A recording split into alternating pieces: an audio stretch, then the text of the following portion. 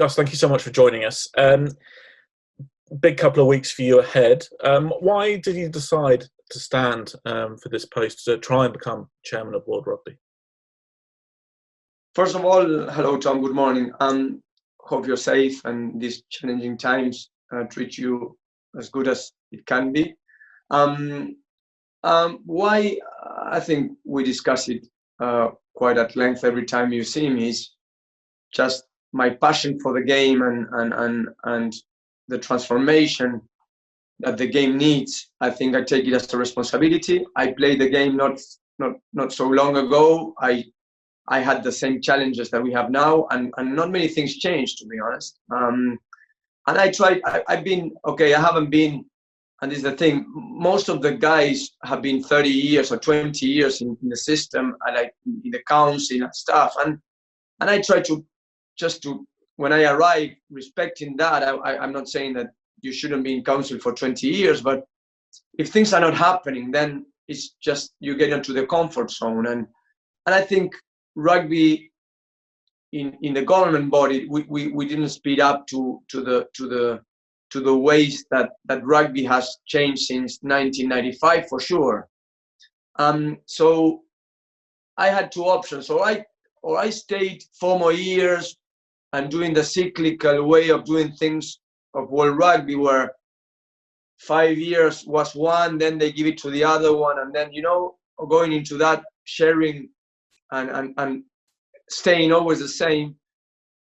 Or I said, guys, why things didn't happen these last 4 years, why we kept on going in this pace and we're always in the same place. So, or I decided to stay 4 more years, that as you know, my answer, or just, like I said, hitting the seat, like being there, just flying around the world in business class or first class, and being in royal boxes, playing golf. Oh, I don't play golf, but or you know what I mean. Or I said, I'm gonna give it a shot to see if we can at least try to just get modernize the game, and if not, I'll go home, Tom. Very simple. Very. I achieved what I wanted to achieve in my life, and I don't want to sound arrogant, but I wanted to be the best player I could have been for Argentina, and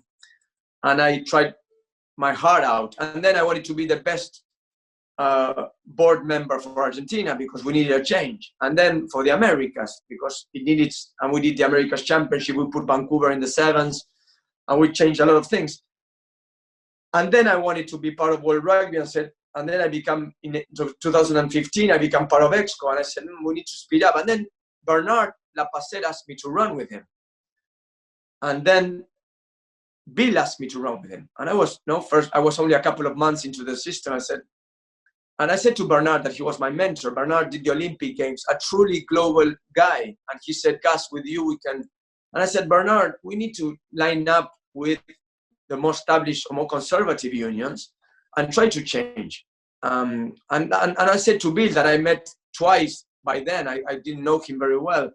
And Bill offered me. I said, Bill, yes, I'm going to go with you, but I'm going because we want to do this like this. We want to change. We need to look at things differently. And it started very well, to be honest. We changed the regulation, as you know, eligibility. We pushed a lot of things that needed to be pushed. And suddenly when we start touching the most sensitive part of it, the global calendar, really being global, the women's game, the regional sevens, where we put more structure into the growth of the game, and listening to the players, calling them more. I was phoning the Players Association and talking to a lot of players. Then things started to get a little bit more edgy. And then I said, by August, I just decided to not break ranks. I was very respectful. I stayed. I enjoyed the Rugby World Cup. The Japanese made an amazing job.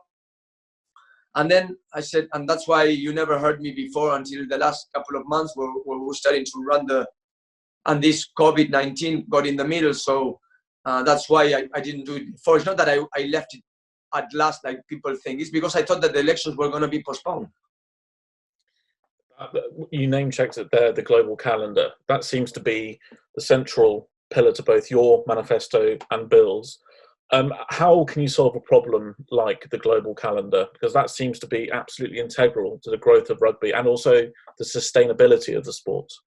Well, you need to, again, Tom, you need to speak to the right stakeholders, but not only to them. It's not only to the Six Nations like we did in the past, not only to Sansa. You have the players, the private equity now, the owners of the clubs that are very important for the game. Then the unions, or as the international game, but not only those 10. You have the other unions that need to give you the feedback. So all these things, Tom, have to be addressed. And you tell me, well, but why if it didn't happen before, it will happen now?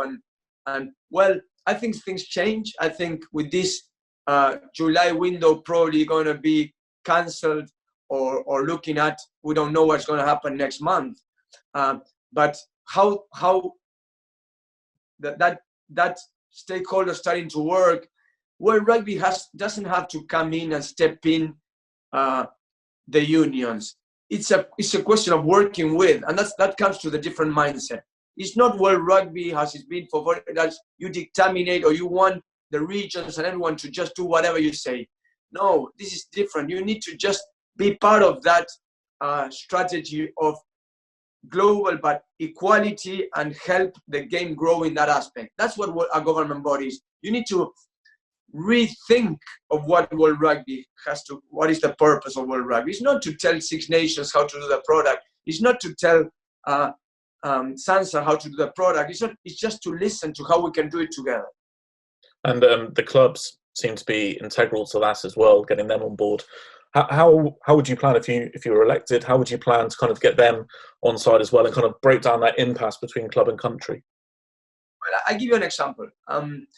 In 2012, I was fighting for Argentina to get in the rugby championship. Correct? Very difficult, and 70% of our players were playing in Europe. Correct? So we were signing the participation agreement, and I needed to get, because it was a logical thing, the best players to play rugby championship, correct? So 60%, Fernandez, Lowe, Conte Pomi, Hernandez, they were all in Albacete, they were all in Europe.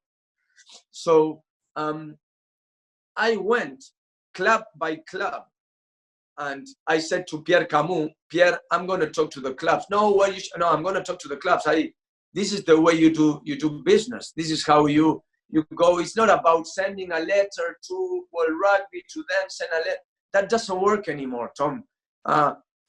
Owners of clubs are business people. They respect they respect that you engage with them. Obviously, if you understand their P&L, then and what they want and why are they there for the game. I spoke to Jackie Lorenzetti. I spoke to Mourad Boudjeral. I spoke to Max Wassini, to Thomas Sabarden. I spoke to Toulouse. I spoke to Montferrand by then.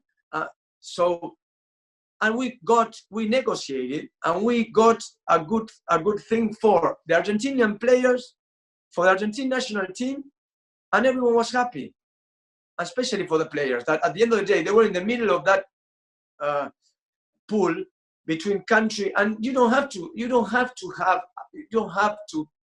let a player decide if he plays for his country or for his. That's not right, Tom. You don't have to get a Fijian player to decide if he has to play for Fiji or keep his salary in the club.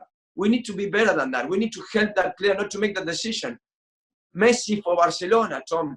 Do you think that Messi needs to? He gets paid I don't know how many millions a week, but Barcelona released him when he has to play for Argentina. And I tell you, it's an asset that costs millions and millions of dollars.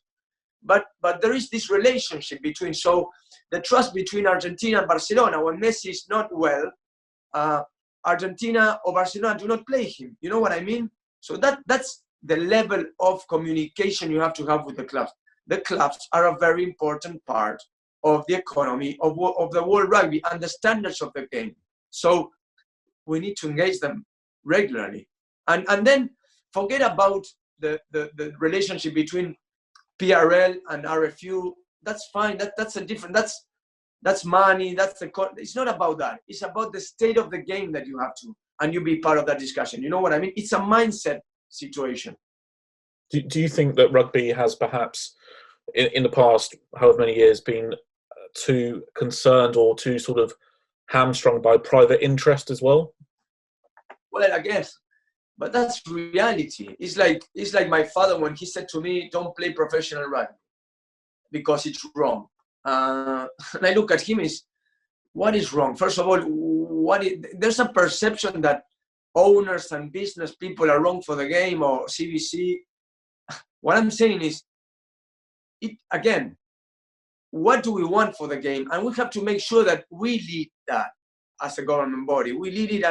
But again, if private equity is part of the equation, it's part of the game. Nigel Ray has been, now he left, but he's been years getting money, and he probably had some things to give to England rugby because he had great players playing for him, regardless of the salaries and all that things that happen. Or Bruce Craig, for example. He wants, again, I'm sure that he wants the best, and I spoke to him in San Francisco. I'm sure that he wants the best for his club, but I'm pretty much sure that he wants those players to play internationally because he cares about the player. There's no such a thing that they want to go against the international game. I don't see that happening. I don't have that fear, Tom. I don't have it. And that's the difference.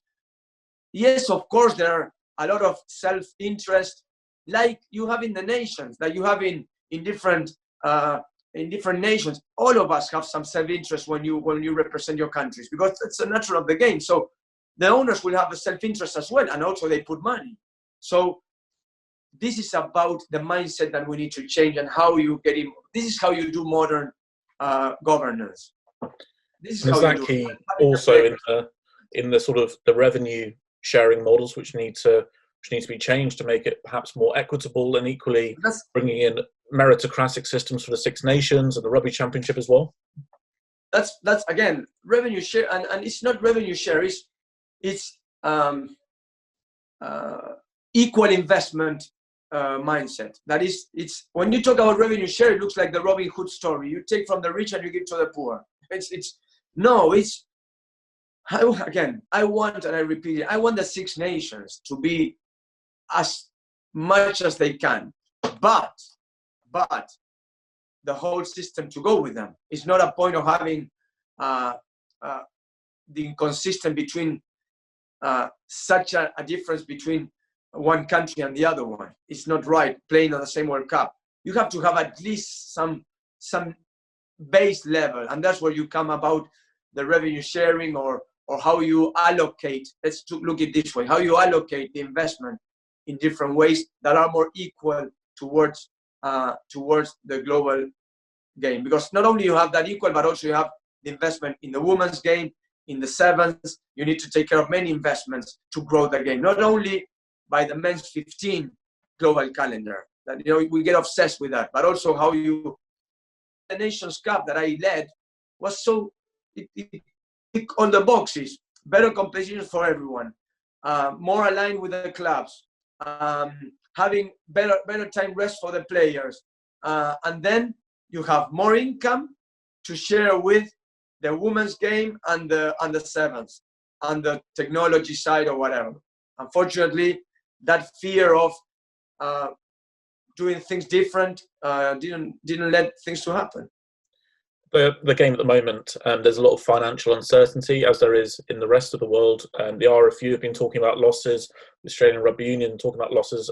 USA Rugby again are in sort of dire straits with the finances. Is that one of the sort of the main priorities, is to try and, I guess, improve those situations for the unions, but make it also more sustainable? Well, it's a good point. I think today, if you look at it as a picture today, you have a vote for the community, yes, not only rugby, that has been hit by a massive pandemic, and the boat is hit all over the place. Yes, you had holes all over and water is coming in, and you can't do anything about it. It's happening. It's how fast you can cover those holes and just keep that boat afloat to then fix it and then going to a better, or to reach the shore, correct? If you put it on a picturesque way. The first thing now is to address which are the holes. I think rugby at the moment financially is receiving and still receiving games not being played. When will you play again? So at the moment you're trying to not let water get in, but it's getting in, and it's getting in fast. And that's something that rugby cannot handle. If a government says to you, you have a lockdown or boundaries are closed, or you cannot play games, there's nothing you can do. Then you go into the exercise of your own boat, each union, to see how to mitigate the shortfall immediately and the cash burn. Yes, to not go into receiverships and the whole story that to carry on paying for the salaries or the players and the staff and when you don't have any income coming in. So that's the first thing you need to address, and that's something that the unions, World Rugby has to help the unions to address. But basically, it's a question of the unions trying to just cope with that, with the virus, as we are all doing in our own companies and our own economies. That's everyone. The butcher on the road is doing the same. The cinema is doing the same, and big companies, industrial companies, are doing the same. Everyone is doing the same. So that's the first thing you need to address. And then, as a strategic vision, once that you have it, you can control it, and hopefully this virus will stop, or we can get a vaccine and everything go back to normal in X amount of years. Then you at the same time, as I said, you can build a better vision and strategy to implement in rugby. And that's what I talk about: modernizing governance and calendar. What you discussed, having the players involved and having the right objectives involved in the future. And with that, a view to taking the game to new areas as well. We've seen the game try and crack America, but there's untapped potential everywhere: India, Asia, and the rest of it. Is that sort of a main priority for you, and especially also the women's game in sevens as well? Yeah, my views. I helped Bernard Lapasset to go to Olympic Games because we believe that the growth for the game was massive there, when many conservative unions didn't want that. As you know, they pushed back for that. And we have the Olympic Games are a wonderful thing that happens to rugby. So yes, indeed, we have platform to. Well, I think we have to trust on our regions and Asia, Africa, to just keep on giving us the different investment plans to go there. They know better than what we know, and we need to address that, and we need to help them to grow. Yes, of course. And in the past we've seen attempts to try and even move the Six Nations by a week. Do you think at the moment that the Six Nations and Sanzar perhaps hold too much power within the game? Yes, I don't know. It's too much power. It's power, yes, for sure. And I think they have very good commercial products, and they are very strong in the game. Of course, you keep on growing; the rest cannot keep up with you. So that's. But I think there's a genuine view in most of those countries, even you would say Six Nations as well. I think as well, to just change on a more equal way. I strongly believe in. Again, when you speak to people like Gareth Davis, the Welsh guy, and other members of those unions in the board, I think there's a power thing, but in the right way, I think people think that we need a more global game. Yes. And where do you stand on private investment? CVC are looking at Six Nations. They've invested in the Premiership. Is this something you'd encourage, welcome for the game? Again, I don't know the situations. It depends how private equity always comes in at a cost. So, and you know what you give, and you know what, and it's a business. So it's injections of capitals. I'm a business guy. I know what it means. I know how you use them. I know the risks of doing that. But again, that's a question of where do you need them for? The Six Nations for sure had probably a good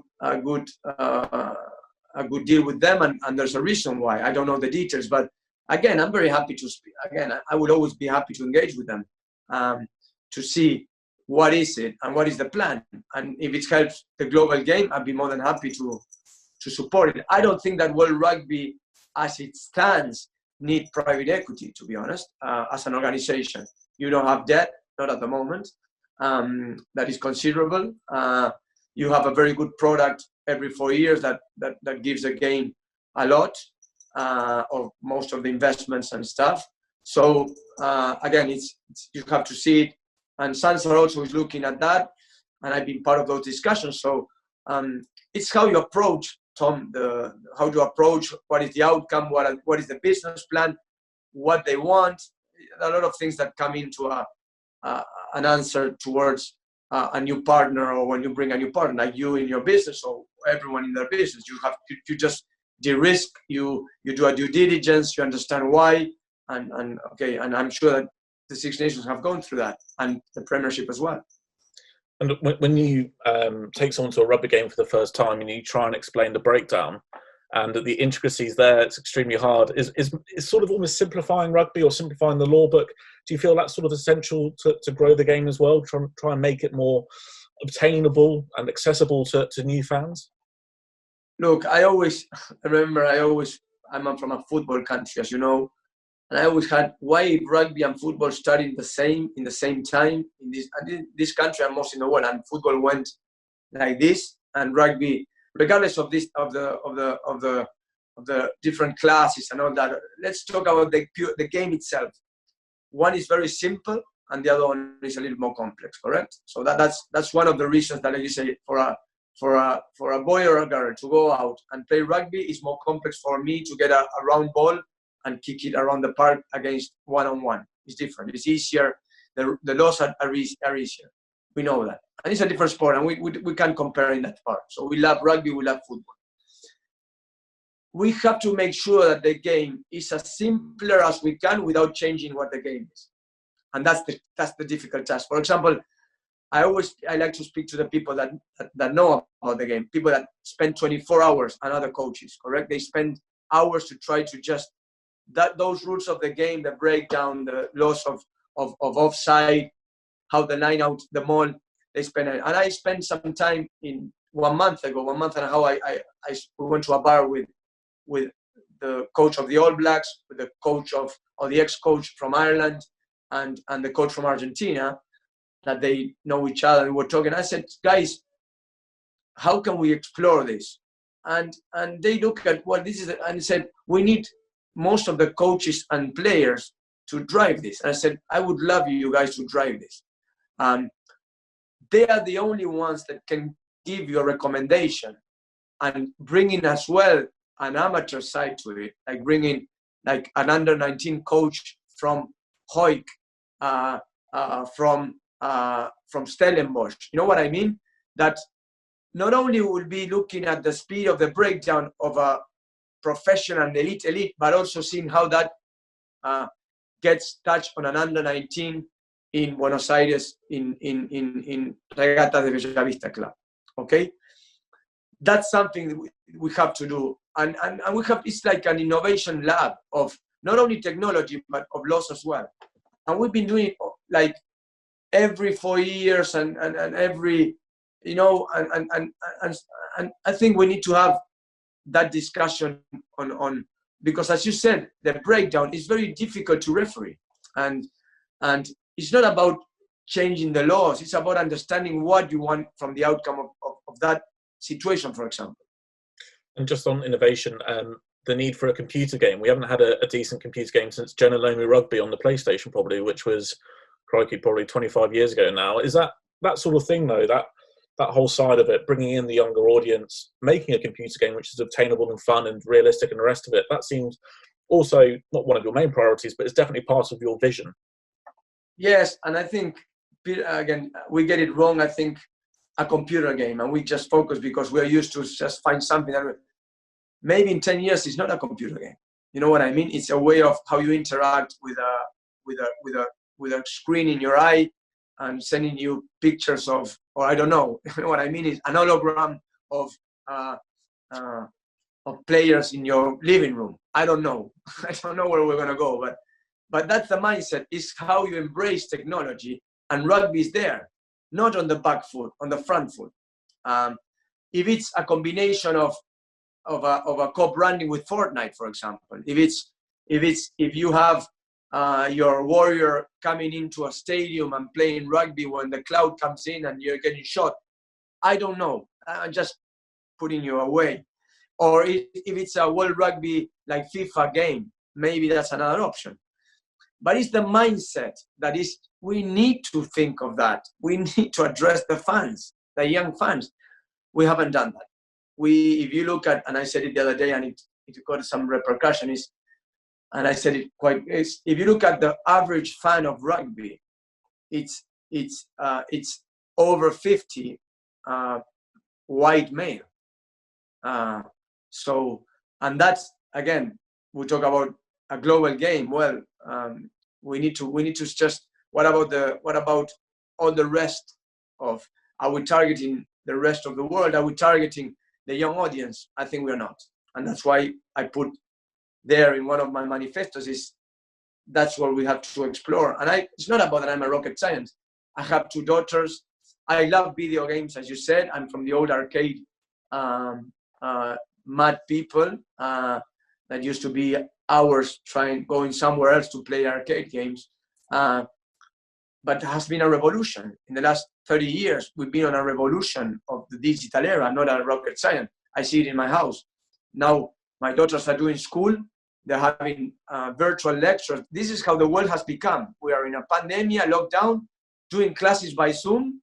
And at the same time, what they're doing the classes of math, and I was looking at my 16-year-old daughter yesterday, they're playing Fortnite.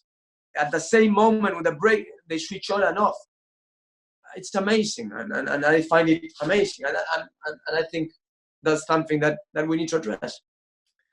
Just finally, the votes happen on Sunday. It's announced May the 12th. Why should the sport opt for you in this election? Why should they put their trust in you to take the game forward in these unprecedented times?